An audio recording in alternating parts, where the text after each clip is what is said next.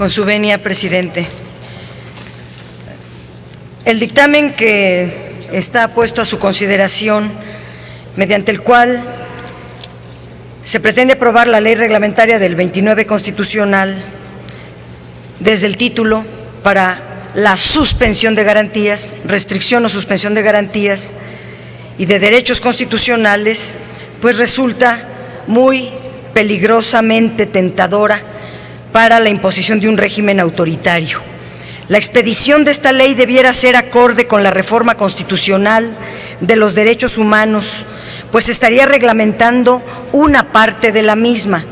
El contenido del 29 constitucional forma parte de las garantías individuales, por lo que su redacción e interpretación debe darse siempre en sentido contrario a la atribución que se otorgue al Ejecutivo Federal para que pueda suspender derechos, restringir libertades y garantías constitucionales. Es decir, el centro deben ser las personas que conformamos la sociedad, no la autoridad, no el Ejecutivo.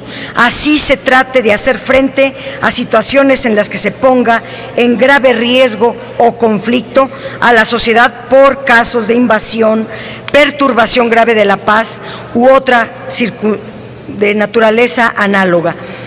Toda disposición derivada de dicho artículo constitucional tiene que ser por necesidad restrictiva para la autoridad, cerrada a cualquier discrecionalidad y muy precisa para evitar abusos en su aplicación. La reforma más importante y superior que se hizo a este artículo fue sin duda la que deriva del paquete de reformas constitucionales en materia de derechos humanos del 10 de junio de 2011, donde se establecieron derechos pétreos que no pueden restringirse, que no pueden suspenderse. Me refiero a los derechos tales como a la no discriminación, el reconocimiento a la personalidad jurídica, a la vida, a la integridad personal, al derecho superior de la niñez, a los derechos políticos, a la libertad de pensamiento, a la libertad de etcétera, muchos más.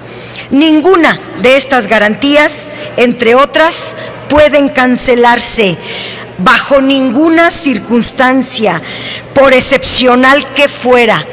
Pueden restringirse algunas, pero mediante la jurisprudencia que ha emitido la Suprema Corte de Justicia de la Nación y la Corte Interamericana de los Derechos Humanos, y se debe de cumplir, está en la jurisprudencia, de acuerdo a estas instituciones, el procedimiento que se denomina el test tripartita, donde deben de cubrirse, primero, que debe de estar un procedimiento perfectamente establecido en la ley.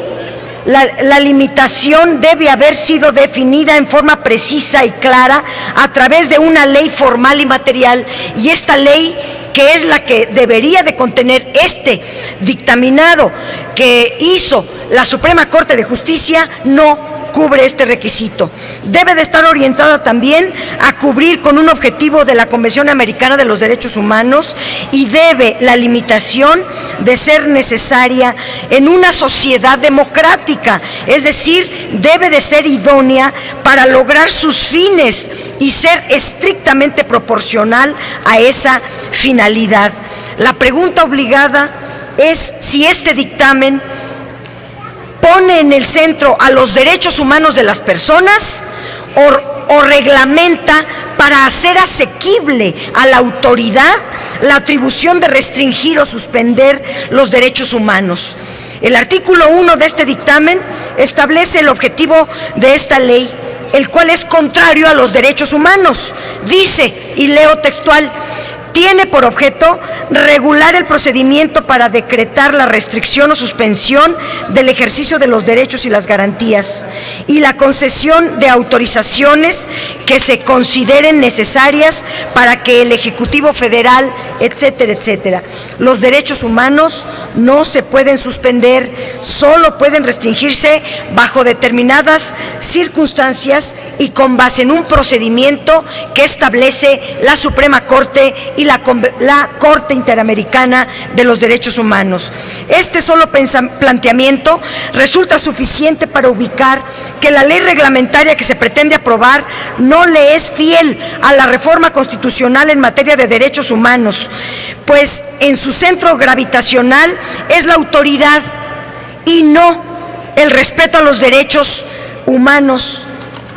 Aquí lo anterior es así aún y cuando se escriban o se transcriban los derechos pétreos constitucionales en el artículo 7 que se amplió ahora y se incorporen como principios el de pro persona y el del debido proceso en el artículo 8, porque quedan en un plano meramente declarativo y no se le da cumplimiento cabal en esta iniciativa. En el cuerpo del dictamen se ponen disposiciones como la establecida en el artículo 26, en el sentido de que suspender las acciones legales para demandar la reparación del daño o afectaciones de los actos del Ejecutivo Federal hasta que concluya la suspensión de garantías. O sea que no podemos demandar la reparación del daño ni las afectaciones que haga el Ejecutivo Federal. En el artículo 25 del dictamen es igualmente contrario a los derechos humanos, pues a la par de establecer que los actos del Ejecutivo son impugnables vía amparo, establece la improcedencia de la suspensión, lo que puede llevar a que se hagan actos de autoridad de imposible reparación.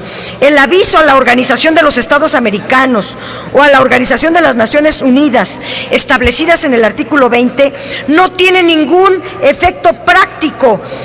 El control in situ durante el estado de emergencia no se establece en esta ley reglamentaria. El aviso a la OEA o a la ONU debiera ir acompañado de una invitación para que manden observadores para verificar en el espacio geográfico donde se suspendan derechos y garantías que no haya violación de derechos humanos. Debe de agregarse que deben de estar presentes estas instituciones internacionales de las cuales México forma parte. El derecho humano que se restringe por autonomía en este tipo de medidas es la libertad, que por la ausencia de mecanismos que garanticen el debido proceso y el restablecimiento en el goce de los derechos de la persona, hace que esta legislación sea un riesgo para los derechos humanos. Esta reglamentación busca fortalecer las atribuciones del Ejecutivo Federal en detrimento de los derechos de la población, suspende la división de poderes y el federalismo. Las modificaciones que se presentan al proyecto de decreto involucran 8 artículos que temáticamente se refieren a varios aspectos. Hablaré de aspectos sustantivos, definición y contenido que se destacan en las modificaciones al artículo 3 y al artículo 9. En el artículo 3 se elimina como parte de la noción de perturbación grave de la paz pública, la estabilidad o seguridad del Estado o su estructura, y se le sustituye por la noción de integridad, seguridad o libertad de la población. Asimismo, se modifica la definición de riesgos sanitarios o naturales, agregando un origen antropogénico. Esta modificación va en la ruta de establecer la seguridad de la población y no la del Estado, lo cual es correcto.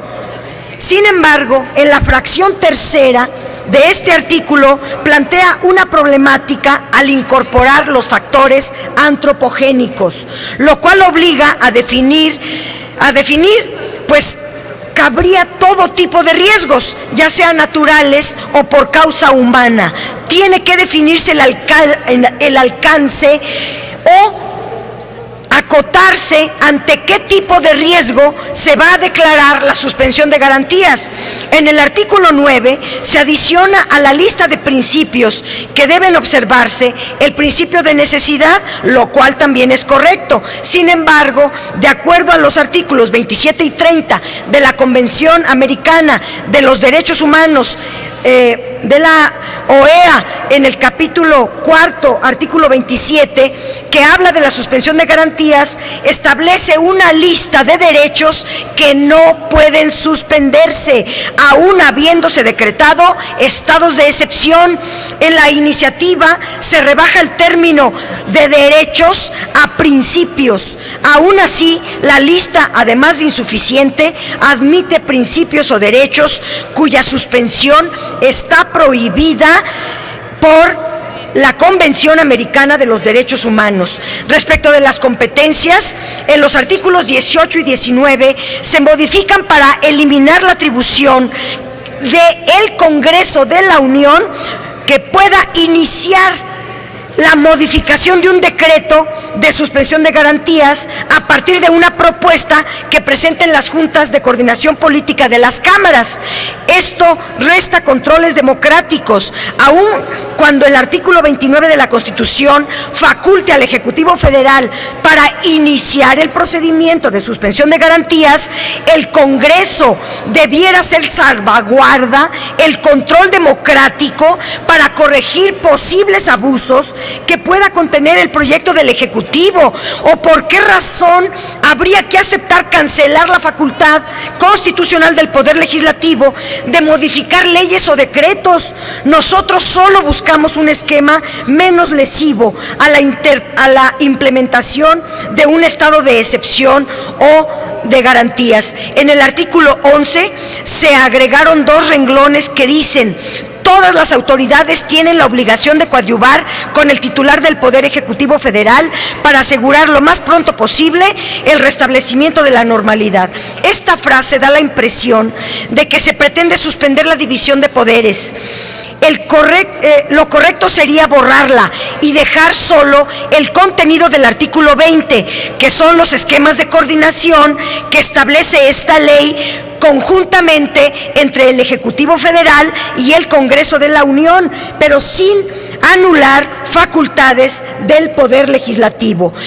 En el artículo 20, pues se establece esta corresponsabilidad o esta coordinación entre gobierno y Congreso, y al poner esta frase prácticamente está anulando el equilibrio de poderes. La necesidad de la ley reglamentaria derivó de una reforma a los derechos humanos que hoy se pervierte con una reforma que fortalece a la autoridad, dándole márgenes de actuación y discrecionalidad que no corresponden a un Estado social y democrático de derecho, que no corresponden a una democracia. No debemos legislar en el vacío, ni de espaldas a la realidad. Está por aprobarse esta ley que teóricamente solo se emplearía en situaciones extraordinarias, pero que deja espacios peligrosos a la actuación de uno solo de los poderes de la República, y ello sucede en un contexto de grave crisis de derechos humanos en nuestro país. En el terrible contexto que vivimos, tenemos la responsabilidad de no agravar más la situación ni de dar armas a las tentaciones autoritarias. Esta iniciativa abre la puerta a violaciones de derechos fundamentales. Se concibe a los derechos humanos como un obstáculo. Léase el artículo 5.